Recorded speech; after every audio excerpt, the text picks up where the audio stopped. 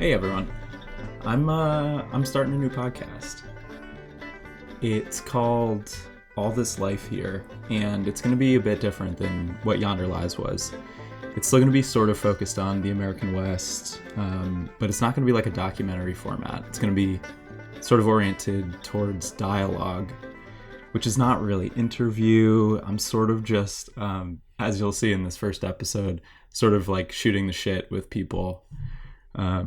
In this first episode, I talked to a good friend of mine, Emile Newman, who's actually from Jackson, Wyoming, for a long time about being an outdoor influencer, being a Black woman in what is an overwhelmingly white outdoor industry, and falling into sort of a line of work that is outdoor modeling, using one's brand, the fusion of identity and brand and meaning-making systems for her, and how all those things sort of fuse into one weird, confusing process these days.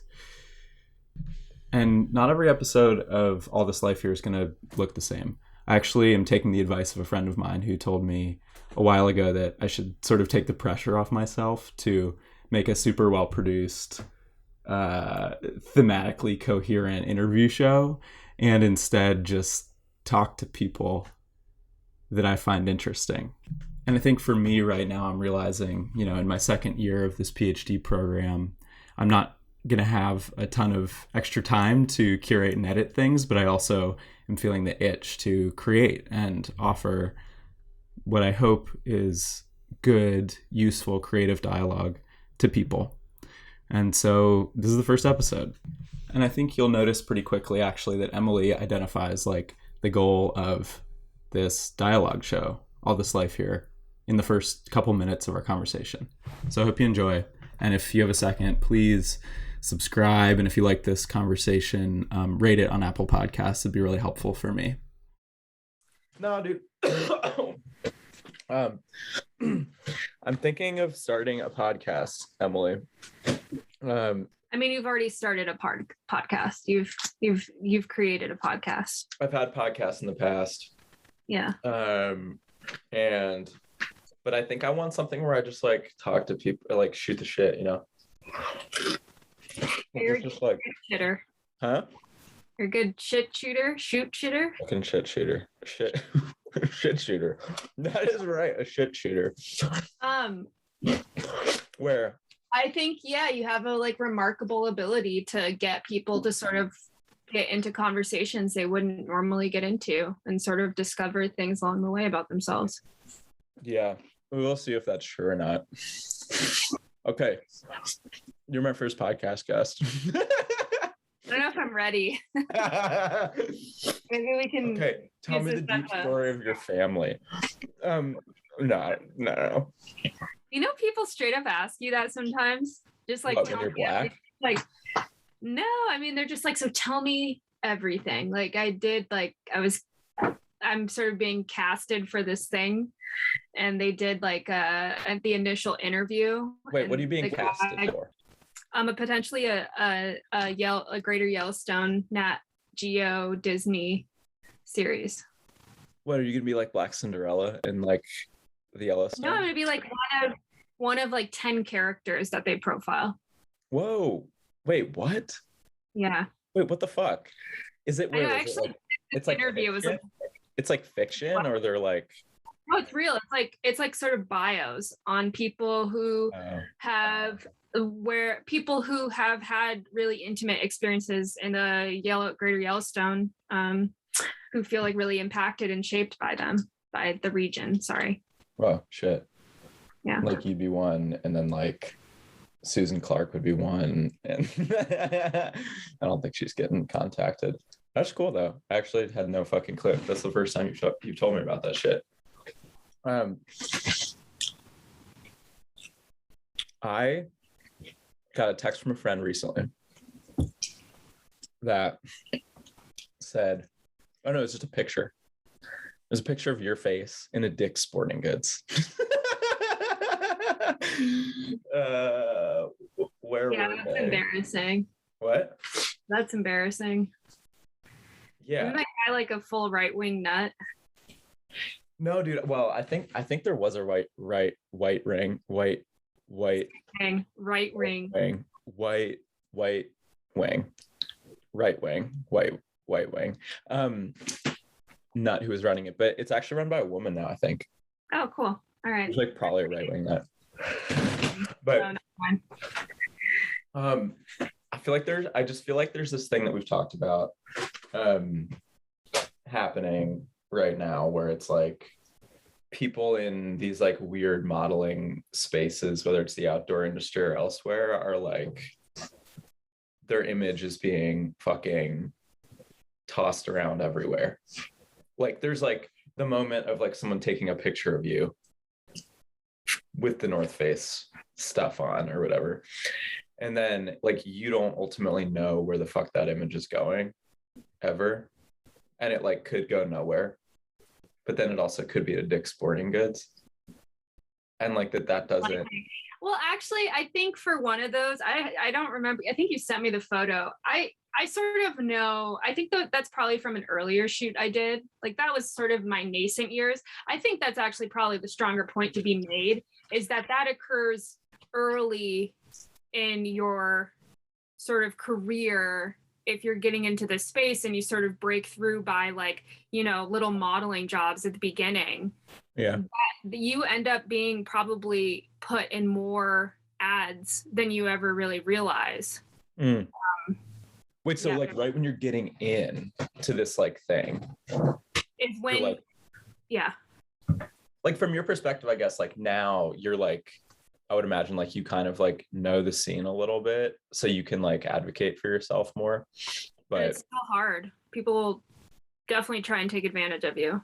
I just think, you know, when you're getting into the beginning of like modeling or getting, I mean, any breakthrough thing, you're just like happy to be there, right? And so people take advantage of that, you know, and there's a lot of images that brands have to get that don't necessarily end up being their sexy images. Like this is for like, you know, selling product and like, you know, getting product lines launched and things like that. And then also for it to be given as a package to retailers like Dick's Sporting Goods, you know, to put in their stores.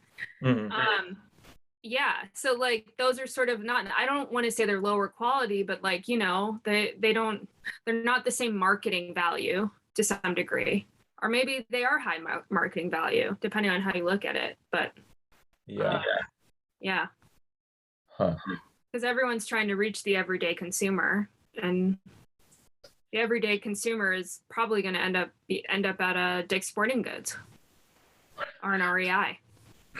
Yeah, that's true. It just seems like, I guess, oh God, Blue's freaking out. It just seems like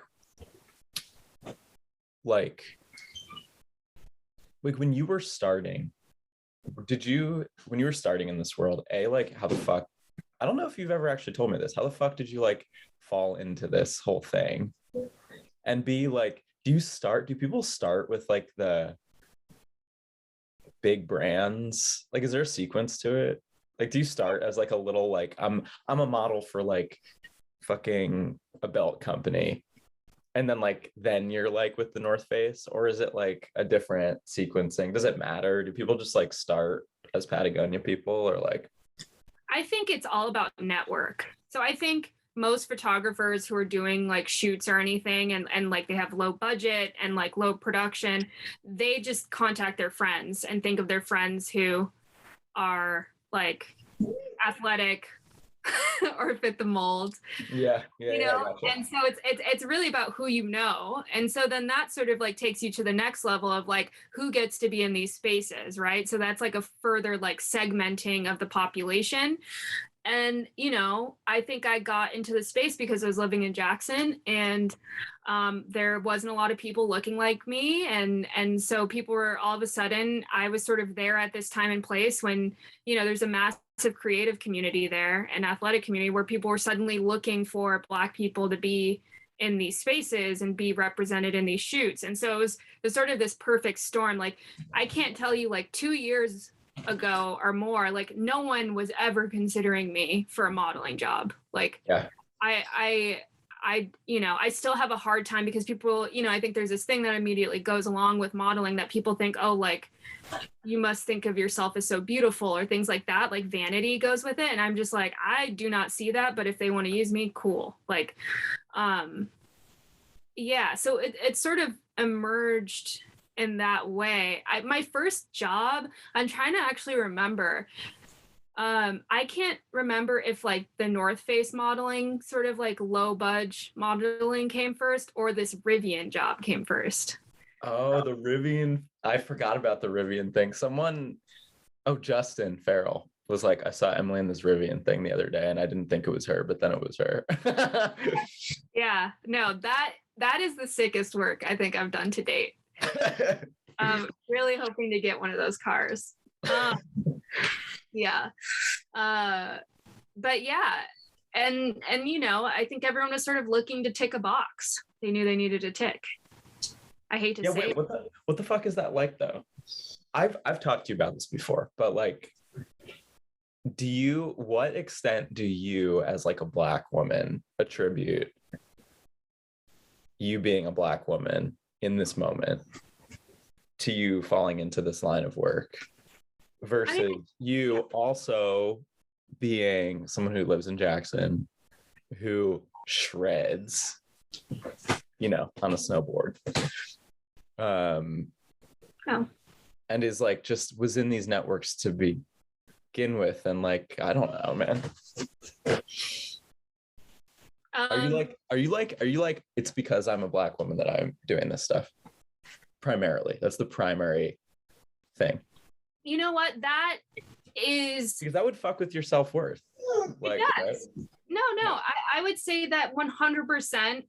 I'm kind of a cynic.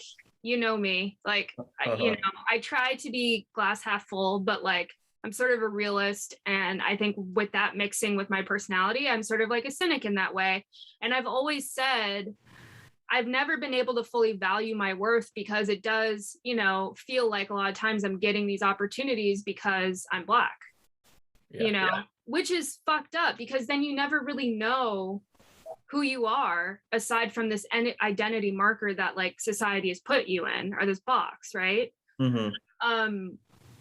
So yeah, I mean, I think that's followed me not just here, but throughout my life in terms of education, what opportunities I get. It's like getting to become a NOLS instructor. I was like, oh, they needed a Black instructor. Getting into Yale, like, oh, they needed to have a certain quota of Black people. It's like I've never been able to fully value what I bring to the table other than color.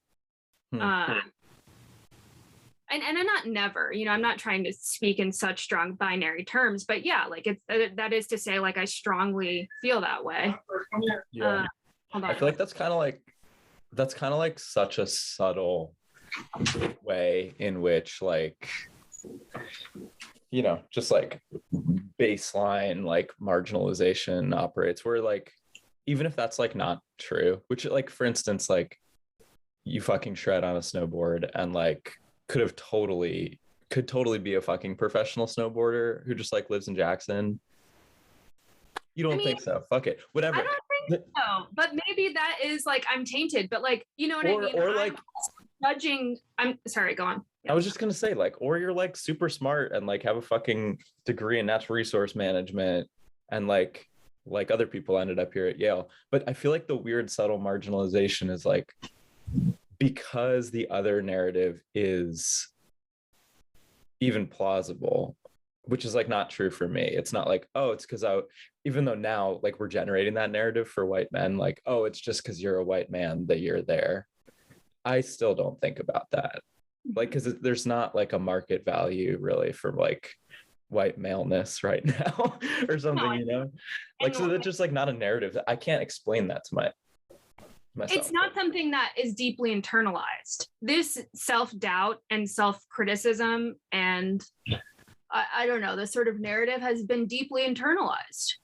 Mm-hmm. And so it's been really hard for me to now emerge to this, get to this level in this space and also feel like I'm deserving of it, which of course I am. Anyone's deserving of being in this space. I think it's also tough because you're measuring inevitably being in a place like Jackson, which is like an extreme in and of itself, you're comparing your athletic capabilities to the best in the world, which is like unrealistic. So when you tell me that, we can always redo this interview because there's also noise here. But yeah, No, it's okay. but like when you tell me that you think I shred, I just like you're saying that because you're my friend and you're being nice, you know. But I think, you know, it's funny that we're talking about this today because I just got through writing a scathing email to someone at North Face for tokenizing me. What happened? I mean, what didn't happen? It's like the larger narrative, right? Like, yeah. And so I'm just sort of frustrated. And I think a lot of these brands have been posturing like they're actually doing the work when in fact they're not. And they're still sort of, and it's not like, you know, I don't blame them entirely because they're treating athletes and ambassadors and as people, right, as they've probably always treated them. But you're now engaging a different demographic of people, and you cannot bring that same fuckery to the table. Yeah. Because it's perpetuating the systemic racism in like really subtle and unsubtle ways. Yeah, that's kind of like, I feel like that's kind of weird, or like a weird thought though, because it's like I think part of it with the outdoor industry is that there's just not, it's like kind of new in its current form, sort of. Like I was telling you, I was talking to a friend who has friends in the fashion industry, and it's like, man, this shit happened in the fashion industry like 100 years ago. The problem of like exploiting models and stuff, which is not to say the fashion industry is like good or like a righteous place, but like agents exist, you know, there's like lawyers involved in the like some which is not true of like young models, I think is my understanding. Like when you're getting into it, like you said, in the fashion industry, you just have to be open to being exploited basically. But in the outdoor industry, it seems like, yeah, there's not even the potential for like someone to have an agent. I mean, people have plenty of agents, but you know, I do think it's like also a very emergent part of the field because, you know, it's always been that the top athletes have agents and maybe those agents manage other people in different spheres. Now you have like a lot of dedicated winter sports agents, I think, that are coming around. That's not to say that there's like many of them, but I do know athletes at different levels now that have agents. Are you going to get an agent? I want an agent. I can't find one. Really? What the fuck? I've been reaching out to people in the space because it's just exhausting. Yeah. And it's hard to like, it's just a lot of work. I don't think people realize how much work it is. Wait, can you like tell me, or like what does that work look like? Because I think this is something that I've had like some experience with, of like getting like doing that Black Diamond shoot with you and them being like, actually just like tell us how much money you want, and then like me not knowing how much money is like appropriate or even like in the ballpark. Which is, this is something I ran into recently with like another consulting job I was doing, where it was like, yeah, name your salary. And I'm just like, no one's told me how to do this. I hate that because it's like, so this example, like, I don't even know if I need to go into this long form of an example, but like Sophia Jaramillo, our friend, right? She, probably shouldn't say her name, but my friend who's a photographer went to a garage sale. She finds in the corner this beautiful, perfect condition suitcase of camera equipment, right? She's thinking, shit, this must be like, this woman's going to charge me like $1,000. And she goes up and she's like, how much do you want for it? Like, you know, the woman's like, make me an offer. And she's like, like you shoot first. She says $150, a fucking steal. And that's like, in essence, an example of everyone's just bartering in this field, right? But like you're bartering over someone's image, not a fucking camera equipment. And an image has ultimately, I think, a lot more value, particularly as it pertains to advertising, than, you know, that example of some object. So yeah, I think a lot of times people are just expecting you to lowball yourself, and everyone is just, again, it's this thing when you're breaking in, you're just happy to be there. You're happy to have your image shared. And so you're lowballing yourself. I mean, there were so many times I got paid like $100 or $200 for a shoot. And then I'm like still seeing those images. And I'm like, what the fuck? Mm-hmm. You know? So, and then also there's this point that I think Outside Magazine did an article on this to some degree. And I think I had said something to you. I was like, man, I need to put a clause in my next contract saying how long they can use this image for until they have to pay me again, if they're going to use it after that. And it's like they send you these huge contracts that you're like, whatever, but you're in essence signing your face away. And this is the same thing it's like a form, it's a perpetuation of the same tools used during colonialism, which is contracts and getting native people, indigenous people to sign things they didn't have any idea they were signing. So it's bullshit at the end of the day, you know, and that's why you need an agent, you need safeguards. I mean, a lot of people will take advantage of you at every turn. Yeah, and I think the thing right now too is it feels really colonial. Dude, I'm just like thinking about that classic story of like the Dutch bought Manhattan for 10 shells, you know, like that kind of shit. And you're like, excuse me, like, wait, what? In a palm print, right? Like, yeah. But I feel like there's like another layer almost to this situation, particularly, and this is almost like, well, it's kind of like fashion modeling, I guess, but it's like, not only are you, Emily, selling a product, whatever, like some necklace that you made or whatever, and you're getting ripped off, like exploited. Yeah, you and your fucking arts and crafts shit. You're selling yourself. Like you're selling your body, like your like sense of self, your like embeddedness in a community, your like status as like a semi-celebrity within like a little community, you know?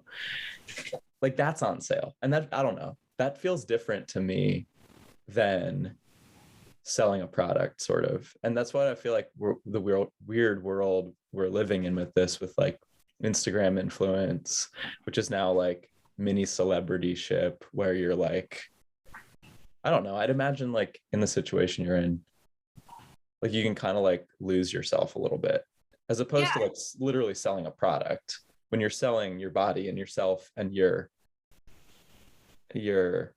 value as a almost like sociological thing in the world, like that's different. Yeah, and inevitably, as you do continue to sort of do this work, right? You sort of start at phase one where like you're just being really just used in this really transactional way. It starts to move up, and you're starting to be used in this way where it's like, we want you and the story that you bring. You start selling your story, right? And that ends up being the thing that sets you apart. It's also sort of what's coming into tension with the outdoor community as a whole. Sorry, did I break up? No, you're good. No. You're good. It's what's coming into tension with the outdoor community as a whole, is this idea that like you can't just be the best at whatever it is anymore. Like it kind of is going to take more than that. Yes, there's still people who rise because of their skill sets and their style, but you really have to have a story now. And unfortunately, there's people in the space who really don't have an interesting story. You know what I mean? They're sort of doing the same thing that a lot of people before them have done, which is, it's still cool. It's still sort of dropping out from the mainstream. But the fact of the matter is winter sports and most sports have become the mainstream. So it's sort of difficult in that way. And yeah, I think for me, it's been really difficult figuring out who I am apart from this brand that's suddenly emerging, and like what it is that I want to represent in the world, and like what are the limitations of what I can represent, because I think, as I should, have a lot of authority on a lot of subject matters, but definitely aware that there are things beyond my scope that I should not be speaking on. Which I think honestly, they're like, not to like toot my own horn or like the horn of women, I feel like we are more open to saying we don't know than like almost any other group. So it's like that maybe is like a comfortable place for me to be. But yeah, like I don't know what it is I'm trying to be about. And I also, you know, I thought that if I had emerged as like this person where my personality really like came through and I was able to be elevated in this way, that it would change my relationship to Instagram or something like that. Mhm. And honestly, it hasn't. It's just different. It's like now I'm trying to sort of sell you shit. Yeah, but it's, I feel like you're trying to sell shit, but this is the thing that I'm still working out in my head, dude, that it's like you're selling shit, but to do that, you're like, you have to sell yourself to sell shit. Like that's the labor you're doing. Is like, it's not like you're going around. My cousin, I remember my cousin coming to our house when I was really young, and he was a Cutco knives salesman. He like went door to door selling knives and shit. He like came in and did the little shtick, you know, in our dining room, and like sold my parents some knives. And like in that situation, you can just like, you're distanced from the product. Like you're like, he's not being like, you should buy knives because like I, as this really cool person who has this really deep life story, I'm selling you the knives. He just shows up as a salesman and is like, yo, these knives are dope. And he like uses the scissors to like cut a penny and is like, isn't this sick? And then people were like, yeah, sure, we'll buy those. Or most people are like, get the fuck out of my house, you know? Like, but then like that sort of failure when he doesn't sell the knives isn't like catastrophic for him. Right. Whereas when like you're, I don't know, like when people, my engagement isn't there, like yeah, like when you get bad feedback about something because you're the intermediary and your self-worth and like stories like the intermediary, when things don't go well, like it's like catastrophic. Not catastrophic, I don't know if that's something you felt like. no, I think you're taking that flack personally, sort of. Right. And I think that sort of like piece that you're speaking to is authenticity. Like, how do you maintain your authenticity and sort of what you truly believe in and maintain yourself separate from that world when the whole point of that world is to sort of merge the two and sort of commodify what you do and who you are? Because fundamentally, aspects of sales and marketing are incompatible with living an authentic life. Yeah. But fuck, dude, that's so fucked up though. Because it's like,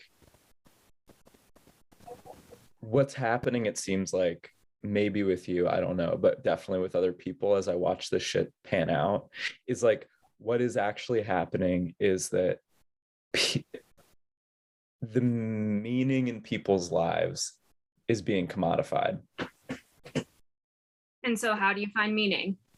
When like every time you're on social media or something, the way that you make meaning in life is being given a market value, or is like just entangled with like selling products for a company or whatever. Makes me shudder. Yeah. I don't know. I mean, it's like definitely something I've been struggling with because, you know, some people have figured it out. I can't speak to everyone and how, like, but this is the thing, is like there's such a separation between how someone is online and who they are in person. I've met plenty of social media influencers or like celebrities who are fucking shitty people. You know what I mean? I'm like, oof, like not worth it, you know? Yeah. But that's not to say that everyone who acquires some sort of influence is a shitty person. It's just, I often find they're not people that I want to spend more time with after I meet them.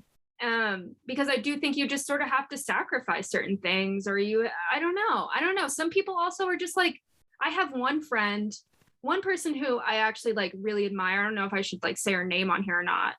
Whatever. Who is Callie Vanuler. And I feel like I've hung out with her in person. I've spent time, like we chat here and there. She has this incredible ability to like treat Instagram as work and also come out like portray herself as very authentic, which you then spend time with her in person. She's super chill. She's super laid back. Good luck seeing her on Instagram. And she's like prolific. So she's someone who I'm like, oh, wow, she has a certain talent and knack and skill set for this, right? she's still able, but then you meet some people and the first thing they want to tell you is how many followers they have. And everything revolves around capturing content. Yeah. So it's like, how do you find that line? I mean, it is an art. Yeah. Do you think that the like solution though is like separating, like to live a life where you're like, do you think that separation is the solution? That like to do it well and not to like go insane is to really treat social media and that stuff as like totally separate from your a meaningful life or some shit? I don't know. I mean, I think this is a tough question. I think it depends on how much things affect you. Like, I don't fully know Callie's life story. And other people I meet, I don't know their life story. So it's like, you're not always just coming as this like uniform person to this platform. Like, everyone is just sort of coming with different baggage and backgrounds. And so I know for me personally, I am a deep thinker. I feel things deeply. I love to sort of pick things apart and think about systems and influence. And so it's really hard for me to engage with something like Instagram in a really like light and transactional way, because it is actually fucking easy. Like, just make the caption, hit all the fucking marks, and then boom, package it, repeat. But I think I like everything I do, I'm maybe too attached to making meaning. Maybe there's like sometimes too much attachment to things having purpose and substance. But I think we're uniquely challenged being in the space, in the environmental space. I think when you study the environment, you cannot ever separate things and compartmentalize them. You're always trying to look for spheres of influence and exchange. Mm-hmm. Yeah. Interesting. So it feels like what am I trying to say? Like because you live in this more environmentally oriented like state of being, which is like kind of living in the minds of other things around you, seeing how things are connected, and that's like always front of mind for you or whatever. It's hard to just like, because like that's what social media is. Like if you're on social media and you're thinking about the way everyone on the other side is going to perceive everything all the time, it's like catastrophic. It's like but that is kind of like an environmental or like ecological way of being in the world, sort of, to be like concerned about those connections all the time. Yeah. And making sure you're striking the right tone. It's like the part of it is that, and then part of it, there's this real social media ecosystem that's like out to judge you and like tear you down. And so it's like, you better be ready, you better come correct anytime you post something, particularly as it pertains to any sort of real external issue. Yeah. Fuck. Damn. Do you consider yourself a celebrity right now? Absolutely not. I'm not. I watched this movie on an airplane. I forget. I think I told you about it. It's like something about Instagram. It's a documentary about Instagram. And it's just like, there's like something like 40 million people with over 1 million followers. Is that celebrity? Like, they're like the like, that's not celebrity. Like, but we treat these people as celebrities. They make over 6-figure incomes. I mean, it's insane to me that marketing and advertising can sort of float that many people. Yeah, it seems though that like there's people with like okay, I'm gonna try to make a distinction here that I feel like is important or some shit. That you can have 1 million followers and they could be like evenly distributed across the globe and have like no real connection to you in a real community. And like, that's not celebrity, or maybe that is celebrity. Maybe that's the purest form of celebrity. Like people all over the globe know you, or like some shit like that. Yeah, like I had someone send me a Patagonia storefront where I was like the big poster, and it was in like somewhere in like East Europe somewhere. I forget where. Like, dude, and it was like, I think it was like in Denmark or something. Super cool. I was like, that's sick. You were like, that's sick, not like, fuck, they didn't pay me enough for that shoot, or what? Oh, because I think if you can imbue meaning into the job, any job you do, yeah, then it feels different. Like, I look back on that particular shoot and I was like, man, I was happy. I had done a little bit of mushrooms. I wrote a sick line. I found a moose antler. Like, I was having a hell of a day. And so like, that sort of brings me back to a good space. Now there's shoots I see and I'm like, oh, I was fucking miserable. But like, there I am faking that amazing smile. Wait, this is a weird fucking thing, dude. I remember you saying this to me at some point recently. Like, when you see your image in these different places, you're actually brought back to like the emotional space that was at that shoot. Wasn't there one where you were like fucking like you were in a really bad space, like kind of recently, like a photo that like exists in a lot of places that just brings you back to this like dark time? I'm sure they're out there, but like at this point, it's like there are actually like quite a few photos of me out there. So like, who knows? But but I mean, so I'm now like this past winter, I like got to be in my first film projects, and I have to say, I don't know how far reaching this is going to be, and I don't know if I'm allowed to say these things. No, but no one's gonna listen to this shit, dude. I am so scared to see them. I have like barely watched the trailers that the filmmakers have sent me, and that's because in a lot of last year, I was in a horrible mindset because I was just burning my candle at both ends, trying to be in school, and then also trying to like measure myself up against like what I think a professional snowboarder should be and how they should ride, and like how I wasn't, hitting the mark in my mind. And I know that I can, but like I just was also like in school so much and like couldn't ride. It was like every time I rode last winter, it was for a shoot or filming. And I was just like, man, snowboarding isn't fun anymore. And I look back at those films and I just feel all the pressure again and the anxiety and just the feeling of being spent. Damn. It's almost like a traumatic or like triggering. Like you're literally brought back to that emotional state. Yeah, but honestly, maybe this is also another step in the journey, right? Is like confronting that fear and anxiety, and then like choosing and working to move past it. I just bought my ticket to go to the premiere for The Approach. I was hesitant. Wait, in Bellingham? In Bellingham? In Denver. In Denver. I'm going to try and go to the Bellingham one. Sick. Yeah, because it's not about me, right? Like it's about this team and this collective experience. And it's like, I also need to just sort of confront that and be able to like, me, I cannot take a compliment. Yeah, I know. I've fucking watched your whole segment in The Approach. And it's sick. Yeah, and it's sick. And I said that to you like fucking yesterday. I was like, it's dope.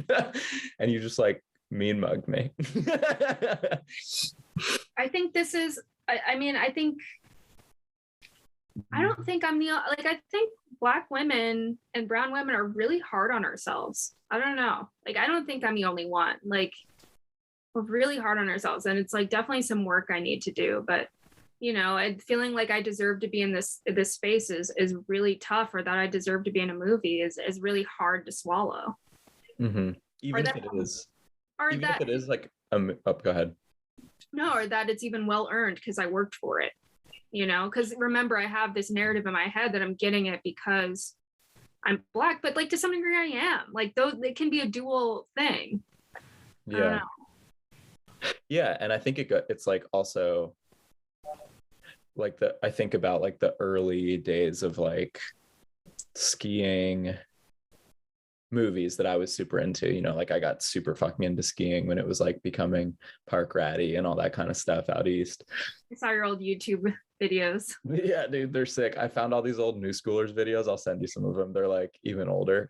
But it's like at no point during that was I telling myself that I was, or like the people who were professional skiers at that point or whatever. It's kind of like hilarious that there was never the narrative of like, oh, I'm here because I'm a white guy. You're here because you grew up in a place that has a legacy and a history that sort of where you end up there as uniquely you, and you had the ability to develop the skills. You know what I mean? Yeah. Like, how long have you been skiing? Like, since you're 2? Are you one of those? Too. Yeah. Well, no, but what I was gonna say is like, there's just it is true that but less me, more the people who are like professional skiers I was watching growing up, like, are there because they're white guys, and like this is a white community thing. Skiing is like, there's that essay about like the unbearable whiteness of skiing or whatever, you know, like that is also true. But the difference is that because it's the dominant perspective, I don't even think about it. Whereas like you coming into this space as someone who like, I mean, you've been like skating and snowboarding and shit for a long time too. I'm a horrible skater. Huh? I suck at skating, but yes, I appreciate that. But like that narrative is like conscious as opposed to unconscious, even though both are sort of true. I don't know if that makes sense. Yeah, I mean, it's a super difficult tension because it involves a lot of different levels of influence that we don't pick up on day to day. And so even your way of being in a space, you don't realize how it's like influenced by expectations and prejudice. You know what I mean? And even in terms of your criticism of what you can and can't do. I mean, like, you know, I don't know. It's just such an inhibitor of being because you're just so conscious of yourself and how you're being expressed. Because and you know this, sorry, I'm not like really intellectualizing this well. Like, you know this, that like there's this level of being, particularly in Jackson, like where it's like you have to like look good. Like it is as much about looking cool as it is like that's the first step. And then like when you show up, yes. You know what I mean? And so there's such an image attached to like people. And so it's just like a lot of pressure and like it ends up making you feel very self-conscious. And I'm sure, you know, I'm sure everyone's feeling that. I just think I probably feel it in a different way than a lot of my white counterparts. It's not attached to like deeper things for them, maybe, you know? Yeah. My mom always, dude, this is like such a sick my mom comment to my dad. But she always, whenever he, you know, he like is into skiing and like mountain biking, and sometimes he rode bikes and he like plays golf. And whenever he like comes home, transition between the two, she's always like, oh, he's changing costumes. You know, but like these different recreation spaces, like if you're doing them right and like buying into the sort of like material culture of it, and like, which you have to if you're gonna be a professional, because that's like literally what you're selling is like literally creating that image so that people can sell the costumes. Like you have to buy into it, and then if you don't, you're like outcast, whether you're like Black, which is something you can't change, or you're someone who's like wearing clothes from the 1980s. And it's like, then you're also outcast a little bit, which is weird. And to like keep up with the costumes and the performance of these different things is like, oh, just you said keep up. Oh, hey. My connection's unstable. No, it's okay. Can you see me? Yeah, okay, you're good. Yeah. No, I was say that again. I was just saying that like to keep up with like the costumes and the stuff, like the like performance of being good at skiing or snowboarding is like costly, and it's fucking annoying for me. And it's weird, you know? Yeah, no, I mean, it's very self-indulgent and navel-gazy, which is why I think it's been a hard, it's like, you know how everyone says like list your like things, like who you are, like your identifiers. I'm like, people, we need to like get away from that, like identifying with whatever activity that we like love to do. I think we're a little bit too attached to coming off in that way. And like, I mean, I don't know. It's not going to stop me from putting on the costume and making sure it looks good. But like, interesting. But I'm like, I definitely am aware of like not internalizing it too much, you know? Like, yeah, I don't really know. I'm still sort of figuring it out and like how to be, because I think, you know, sort of the natural evolution of being a person of color in this space is that you have to have some like nonprofit and be sort of elevating and lifting other boats, when really it's like, nah, the brand should be doing that. Like, I just get to be an athlete because that's what everyone else has been able to do for so long. Why can't I just be an athlete? But we don't get to just be one thing. Like, you know, like the idea that like you can just be a professional skier is insane to me, or like a professional snowboarder. I'm like, we need to be contributing so much more back to society and like this thing that gives us joy. Like, I don't think people are spending enough time investigating the sort of how something even like winter sports emerged and like what gave them the privilege to be in place there. Wait, are you saying, okay, I feel like there's two things that you could be saying. Maybe you're saying both. Yeah. I feel like, do you want to be able to just be a professional snowboarder and not have to fucking deal with like the racial politics of all this stuff?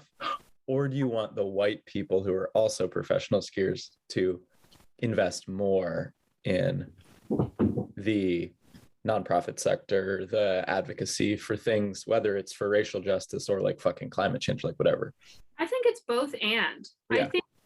I think by and large, like white people, right, or like the whole privilege of the upper echelon is the fact that like they don't feel inclined by and large to turn around and then support community. And like they love to go do their missionary trip down in Central America or Africa, right, and get their fucking picture and then come back. Or like, you know what I mean? Like that stuff is easy. What's harder is sort of looking at the locality you live within and being like, where can I leverage my power to like address issues? I do not think that I should turn away just because white people have chosen to turn away from lifting community members up. Does that make sense? Like, just because they've had the right to ignore that doesn't mean that everyone should. And it doesn't mean that we don't have a burden to. Like, it is incumbent upon us to support community and elevate people and like take care of the issues of the world. As professional recreation people. Yeah, and I do think disproportionately Black and brown people have sort of bore the brunt of lifting that labor and doing, you know, lifting that weight and doing the labor. Yeah, totally. I mean, it's like I feel like the kind of fucked up thing is like you don't have a choice. I don't have a choice. Exactly. Like, I don't get to just be. That is a part of the privilege, but I don't think that's how we should be operating anyway. You know? Yeah. Interesting. Yeah, totally. Like, I feel like so much of my studying the environment is like, okay, like, how can I give back to a landscape that's given me so much? Like, snowboarding has really done a lot for my personal development as a human. It's given me also part of a career. It's paid me. Like, what allowed that to happen? That's a natural environment. Like, how can I go then and like protect the thing I love and give back to it? And so I think people are starting to make those connections because they have to. Like, brands are telling them you have to be about something more than that now. But whether that's coming from an authentic place or not, I don't know. I don't know if that's even important to ask. Whether from the brand's perspective, whether it's coming from an authentic place. No, from the individual, I think. Yeah, gotcha. You know, I mean, hopefully so, but yeah, I'm sure there's a Pandora's box there. But yeah, I think so. Yeah, it's interesting. I think there's like, I wonder how you feel about this, because I feel like I fall on the pessimistic side, but like brand activism, like this thing that has happened, I believe that like, you know, started maybe with Starbucks, but like Patagonia has perfected, which is like if you buy our product, you are becoming more pure. Like, to buy our product is to make the world better, which is like, whether it's Starbucks, but pay a little bit more money for Starbucks coffee, you're supporting fair trade practices, and like some of that money's going to Guatemalan farmers or something, which has been a bit debunked. But like, or the Patagonia thing of like, you buy a Patagonia product and you might pay a lot for it, but like, you're buying this whole thing, this whole like image and ideology of like the environment matters, but what's actually happening is like, you're just fucking buying stuff that was made in Vietnam. And I'm on the pessimistic side of that, in the sense of like, I'm not so sure it's possible to get out of that trap. Like, I don't know if Patagonia can ever be a good force. I don't know. I mean, they put real money into lobbying. Like, they do real. They're like, it's been interesting working with some of these brands and realizing that like they have policy teams that go to Washington to like work on specific issues, not just to their benefit, but for the public good. And so I think that's tough. I think you're sort of bringing up 2 points that I think I'll highlight. One is that you're talking about the inflated cost, but I do think like capitalism as a whole has undervalued in its drive to sort of maximize and lower cost. And it's driven down the true cost of things. We haven't been paying the true cost of our food, for our cars, for our fuel, for everything is subsidized. And so I think in this effort to sort of like come back and sort of address those systemic inadequacies, like that's maybe not the worst thing, but then the larger point is, and we've talked about this before, can capitalism solve the problems that it creates? So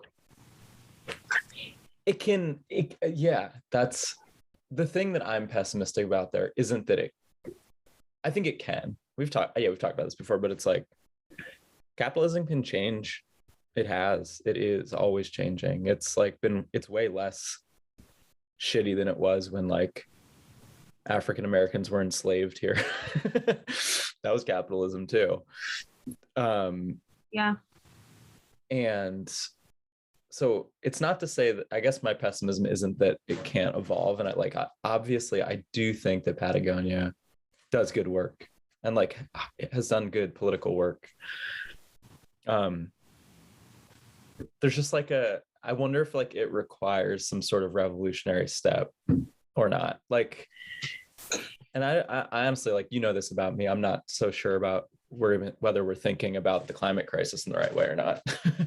We were talking about this. Yeah. It's kind of like can a harm reduction model get us to where we need to go in society versus like doing more positive work, I guess. I don't know. Yeah, I mean, I think if we were paying the true cost of things, we'd all go fucking bankrupt. We wouldn't have the lives that we have. And I think it would force us to sort of go back to a more communal model of living, tribal model of exchange and like managing of resources. But no one wants to like even imagine that or even like pretend for a moment that. So whether or not like, I don't know. To me, I sort of see the world as like the wheels are starting to fall off, right? Like we're hanging on right now, but who knows how the car is going to crash and like what's going to be built after it. Yeah. But you brought up something else and I forgot. Oh, whatever. Yeah. What do you see? What do you like? Does like environmental degradation affect you every day? Not materially, but like psychologically. Yeah. I mean, you are in this space. We are actively studying this space. And so we're up to date on what's happening. And like you sort of dig a little deeper into the IPCC report on your own, or whether it's because of class, and you're like, shit, man, we have like 10 years. We have until 10 what? Until we cannot fully account for what's going to happen. Like 10 years until the temperature, like probably they're saying like, they create these like margins, right? Like these buffers that but it's like scientists have since doubled their confidence that they think we'll hit 1.5 by 2030 or 2018. Like they've shifted that whole bell curve to the window where it's going to happen between 2018, I think, and 2045 or something. Yeah. And we're already sort of, and honestly, in my perspective, in terms of like what I've learned, what I'm coming away with from a lot of the science and how things have evolved in my lifetime, is that most of the time we're under predicting. Like this shit is happening a lot faster than we could have anticipated. We're dealing with 1.1 degree rise right now, and shit's kind of feeling like it's like hitting the wall, like pretty bad. We're seeing a lot of refugees. Think about how we're treating Haitian refugees right now. You could argue that they are climate refugees. Yeah, for sure. And geopolitical refugees, because we've fucked with their, whatever, their government and for so long. Yeah, this is the thing, is that like geopolitical refugees from here on out are climate refugees. Like this is something that people missed with like the Syrian crisis, was like Syria didn't just like turn into a violent civil war that was a total atrocity. Like there was crop failure, there were droughts, there were tons of like environmental issues that exacerbated these fucking problems between people. And now when we look back, we say that whatever, this regime took over, there were rebels and like they started fucking killing each other, and that's what happened, that like the humans started hurting each other. But like there was this thing that happened first. It was, and you know what? drought. It's not the narrative that the media is communicating, but when you study this stuff as you are, you realize how much larger the problem is. Like these are not situations that are happening in a vacuum. Like they're all connected. Yeah. And you sort of see where the dominoes are going to fall. Like you can sort of see ahead and like see how bad it's going to get while watching sort of dominoes fall right now. Like it's and so to go back to your question, like, yeah, I think about it every day. I'm like sort of in my years of thinking about whether or not I'm going to start a family and what that means in this time. I don't think that's unique to this time or to me. Like, I think there's been times in history where women have chosen not to have children for whatever reasons. But I think about it every day. I think it makes it hard to operate, particularly hard to operate in the Instagram, like social media world, where like the whole point is to like sort of be like, la da da, like life is so beautiful. And like, oh, but here's my one hard thing, but I'm overcoming it. It's like everything has to be presented in this way. Even the hard stuff is presented in this way. And then there are people who are doing real work, in terms of like advocacy and activism, but like they're sort of being pushed to a corner until like the next massive, catastrophic event happens again. And then like they're actually given the main stage. But yeah. Yeah. That's like such a almost like spooky. So like, I don't know if this should actually be involved. Like you might need to cut this part out, but Quanah Parker. I don't think so. She's like a water protector. She's like a massive activist. She's yeah, of course. Yeah. Sorry. She's now like an IMG model and walking in Fashion Week. All of a sudden, like as of last month or the month before, I'm like, how is that going to change her sort of style of activism? Yeah, like, she was at the Met Gala. Yeah, that's insane. Amazing. Yes. And I'm sure she wants to argue that it's just, I'm sure you can just argue that it's just elevating her platform to make her issues that she cares about reach a larger, but let's not fucking kid ourselves. Like, I also am not kidding myself that becoming aligned with Patagonia or any of these brands is not like a self-serving exercise. Like, I'm getting free gear, I'm getting opportunities to go to the places I've always wanted to go. And I also get to speak about issues that I care about. But like, it's hard to know whether that's even making like a mark on the sort of like trajectory of society, Yeah, that's the classic problem with like culture, which obviously, I'm obsessed with. It's like, I was talking to this guy on Zoom the other day who works at a really high-end marketing firm. in LA. He got his PhD at Yale in sociology and then left to go work in marketing, which I'm kind of like, damn, dude. But I was talking to him just because I was like, I wanted to hear his story and like what that transition was like and whatever. And he was like, yeah, when I was like a PhD student, sort of like looking at the marketing world from an intellectual framework, there's no evidence that marketing ever works. You like can't do a scientific experiment really ultimately to show causality in advertising. No, the SEO stuff, like the search engine optimization and like looking for all this percent engagement, and it's always a little misleading. And but we know it works, which is the same thing. We sort of know it works, or it's like a big thing that people pay a fuck ton of money for, you know, like companies' budgets for advertising is enormous. But it's the same thing to sort of what you're saying. And this is kind of when I like write stuff or whatever and put it out in the world. It's like feels good, but it's never like, oh, here's like this much money for whatever or whatever, or just like there's no reward. You're kind of just like putting shit out there and like it does stuff maybe. Like your story that you're telling because you have this platform now, it's like it's great and it feels like I'd imagine really important and in yourself. No, but like you're like you just said that it's like no. It feels cool. great. It feels cool. Feels like good work. But I also am struggling with what I should be putting out there. I think this goes back to this whole like, how do you make meaning in a world where it's really tough to make meaning? Yeah. When things are just commodified. So you're right. Like I love it's been really cool to sort of get to this point where people are reaching out to me and thinking that I'm an authority on a matter or a subject, or like, you know, or that like I should do this and I should do that and how inspiring it is. And that's cool. Like that at the end of the day, like sort of brings you back to why it's important.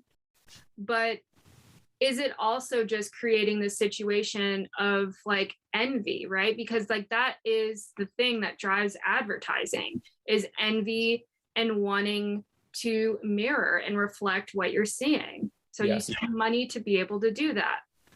And I have no sort of illusions that I'm creating probably a level of envy within those viewers, you know? Because we all want to live a story that's larger than ourselves. Yeah. I feel like there's also the like really hyper cynical take on this, which is like, I don't know if this affects you or not, or resonates with you, but I think it's a story people can tell about this situation of like what you're being aligned with these companies also does is like opens up new demographics to sell things to, you know? Yeah, which is why I'm mad as hell at some of these brands. And I'm like, I spent like a good hour this morning crafting a message because I'm like, do not pretend that I'm not bringing value to your company. And, you know, because to some degree, maybe I shouldn't be saying brands, but like the North Faces of the world, when they use my image, yes, to some degree, it elevates me, but it does a whole lot more for their brand value to have someone like me represented in their clothes. Yes, and probably give like, in terms of financial conversations, if it's reduced down to just like money, they're definitely getting my guess would be a lot more value doesn't out of you being a part of it. Dollar amounts. Yeah, I mean, value doesn't have to be.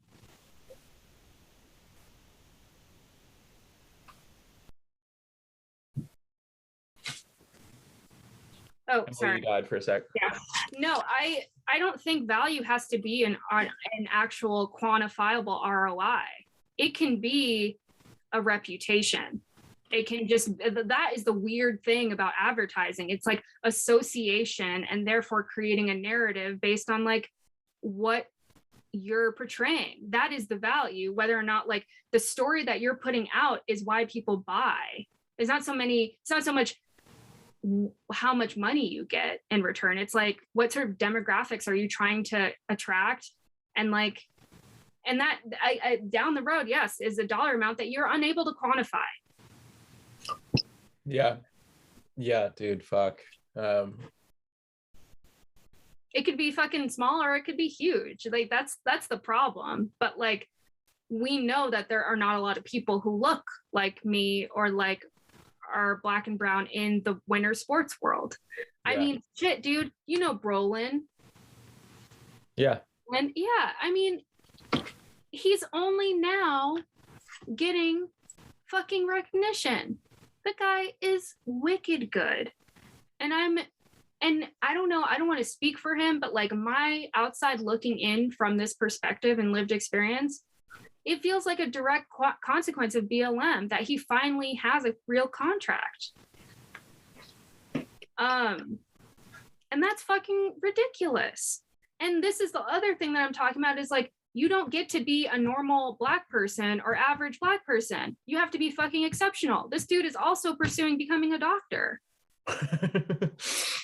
Like, and it's like, and then, you know, it's like one team manager had the audacity to ask me why I'm pursuing higher education. Like, are you sure are you serious about becoming an athlete? Because I'm pursuing a higher education. He's like, you're just going to like get a degree and go off and use your degree. And I was like, would you ever ask a white athlete if they're serious about something because they're getting an Ivy League education? Yeah, fuck that shit, dude. Like, no, fuck you. We do not everyone comes with the same social safety nets of being able to sort of roll the dice and see if they make it as a pro or not. Yeah, totally. Yeah, and like the other thing is that like for a white person who's super into skiing and like that's really what their whole identity is tied up in, they're never forced out of that sort of like meaning making system, even by the simple question of like being a Black person in a white space, which just like immediately takes the, you know, like almost, I don't know, the question of whether you belong or not right out of the equation, you know. Yeah, immediately. I mean, I get that I'm not the best. I'm not trying to put myself out there like I'm the best, but I also know that I have value for being myself in this space, and it's not monetary, you know? Yeah, and dude, the question of like bestness feels so fucked, right? Because it's like, it's not like this sort of space isn't just like X Games results, which is sort of how it was for a while when it was literally just all white guys skiing and snowboarding. It was just like the only thing that mattered was like how big you could go, you know? And that was the only system of comparison, meaning making, of being the best. But now like the question of what is best in a space like you're describing now, like the outdoor rec world is like fusing with other worlds all the time in interesting ways. It's becoming less that, you know, like who's winning the X Games. Well, they've like more complicated. So like even what is best now is like a way more complicated question. They have saturated the market that is attracted to best. Plain and simple. And so they need to expand, not because of just the like hopefully it's not for just the bottom line, but let's be honest, probably in a lot of cases it's for the bottom line, and they need to infiltrate other markets and attract new consumers for these expensive ass goods. like honestly, I can never go back to buying gear anymore after being in this space, because you realize people are just giving this shit away for free and they're charging people an arm and a leg for it. I mean, it's insane. Yeah. It's criminal. It's robbery. You know, you should not, like, you know, it's like you hear, I shouldn't even be saying these brands, but like, think about an Arc'teryx jacket. Think about how much an $800 jacket. They literally have an $800 plus jacket. So like the Ferrari of jackets, they are paying their models nothing. It maybe, God, nothing. Yeah. Yeah, like one jacket's worth maybe 2 models. They could buy 2 models for a day rate. 4 if they're getting entry level people, you know? It's insane. Yeah. So yeah, which is like ultimately a question of like, if those models who are this is kind of an interesting question, actually. If those models who are getting paid $400 a day are themselves happy with getting $400 a day, and they're doing that work for Arc'teryx, who is also happy that they're only paying them $400 a day, is that a okay situation? Like, does it change? When we did the Black Diamond shoot, I got paid $250 a day, and I was like fucking stoked, dude. I was like, this is great. It but is a like, entry level pay though, because some people, you have to vet people when you're deciding to go for low hanging fruit. Not everyone knows how to like model or be natural or like do the thing like you, and then over time you get better, and so therefore your rate. But what should a starting rate be? I have no idea. That's the question. Yeah, because if say those people who are making $400, like, is it exploitation if both parties are super happy? If Sophia goes to that place that, or the garage sale that the lady's selling the really nice camera equipment for, pays $150 for it, Sophia thinks she got a steal. The other lady thinks she like made out like a bandit. She was trying to sell it for $20. Everyone's happy. Is that exploitation? Or like it if the third position of like the God figure doesn't come out, you know, everyone's just happy. But then if like the information is given to the Arc'teryx models that like they pay some models $20,000 on their first day, like then you might be pissed. So without clarifying like what the system is and like withholding some information, or like there not being like a market, it's weird, dude. It's like, well, and it makes sense that brands want to pay white models or Instagram influencers $20,000-$40,000 for a post, because that is their demographic. They are hitting their target demographic, which is white people. yes. So and so for me, it's like sort of a gamble to see if the Black market is really going to expand, or like, you know, the people of color market is going to really expand as a demographic for them. So like, of course, they're probably going to invest, not that they're like sorting budget based off of like how many people of color or white people are going to, but inevitably the money gets funneled kind of in that way, in that sort of like segregated way. And so there's like, there's been a movement of Black creatives and people in the space who are like, let's tell each other how much we're getting paid. You know, like I don't have an issue asking my friends how much they got paid for something, because these motherfuckers are out here trying to take advantage of you and not pay you. And I think this was the first year where I realized, holy shit, I have generated a lot of value. People have seen my face a lot. They're not just getting the value because I'm like an attractive young woman. I'm now, depending on the person who sees me, it's like, oh, that's Emily, you know? And so, or Emile. No one knows how to fucking pronounce your name. Emile. You asshole. Yeah, Emile. Oh, I've gotten that one too many times. But and so I'm frustrated. Yeah. Because clearly I'm having an impact. I'm being reached out to by people being like, whoa, I just saw you here, just saw you there. And I'm like, my bank account isn't reflecting that exposure. Yeah, that's the fucking question, dude. I mean, like, that's the really obvious and dumb reality, it seems like, is at some point, someone will have the opportunity to define how much people should get paid for this. And like, if it's the companies, they're going to underpay you. If it's you, I don't know, you'll get paid what you want or whatever. But what if your value's like, what if even what you are asking for, you think it's a lot, is like millions of dollars less than the value the company is getting? Is that exploitation? Yeah. Like, that still feels sort of exploitative, you know? Yeah, I mean, you know, I had reached out to someone to like pay me what I thought, to start negotiating a fair pay for the use of my image as just a starting point. And I went big, like not like too big, I think reasonably big. And like, I just don't hear anything back. And so for me, it's like you know, they want to use me, but they don't want to pay for me, you know? And it's like, for so many of these brands, I've done so much work for so little, for so long, that now this is the bar that's been set. So you know how they say, it's like, if you set the bar too low, it's really hard to get above that.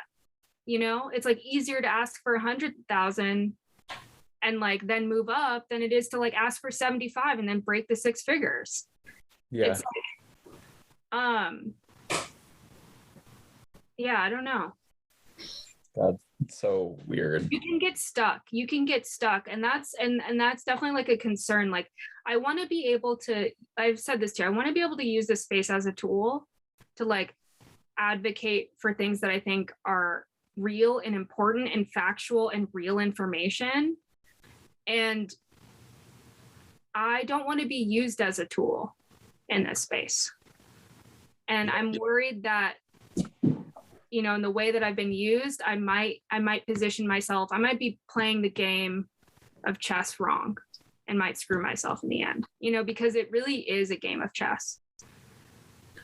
Yeah, where everyone's withholding some information. Yeah. But it's like, that's so different, right, than some tech guy who like is applying to a job at Facebook where they're like, this is the salary. It's $130,000 and you either get it or you don't. And then you know how much money you're going to have. It's consistent. Mm-hmm. Yeah. But there are some brands, I don't want to like put it out there that brands are not being good. Like I have like good partnerships. Like, you know. Are there some brands that you think are good? Like I have had really good experiences with Smartwool. I think they're sort of on the right side of the issue. They're paying me a good amount of money for the amount of work I want to do. They've recognized my value, you know, like they're like, hell, like, why wouldn't we give you a contract? We've been using you so much. Like, of course, like you're a part of the family. Another one is like, I wouldn't say I'm getting a huge contract from Burton. I'm not getting really anything, like, to be honest. Yeah. But they have flown me out to have experiences that I would never otherwise have. And like, they took me out snowmobiling, which is something I've wanted to do forever. I've never been able to get anyone to take me out because everyone's like, I don't want to take the newbie, this, and that. But they gave me a chance. They gave me my own snowmobile and I fucking crushed it. And I'm like, I kind of want to sled now. Probably shouldn't be telling people that.